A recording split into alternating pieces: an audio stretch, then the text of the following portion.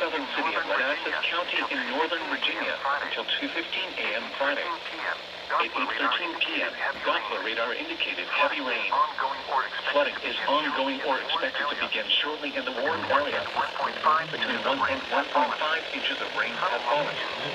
Some locations that may experience flooding include Dale City, Lake Ridge, Lincoln Hall, Montclair, Triangle, Dumfries, Manassas, Cherry Hill, Jeansville, Independent Hill, Nosville, Haven, Greenwich. Additional rainfall amounts of 0.5 to 1 inch are possible in the warm area. Turn around.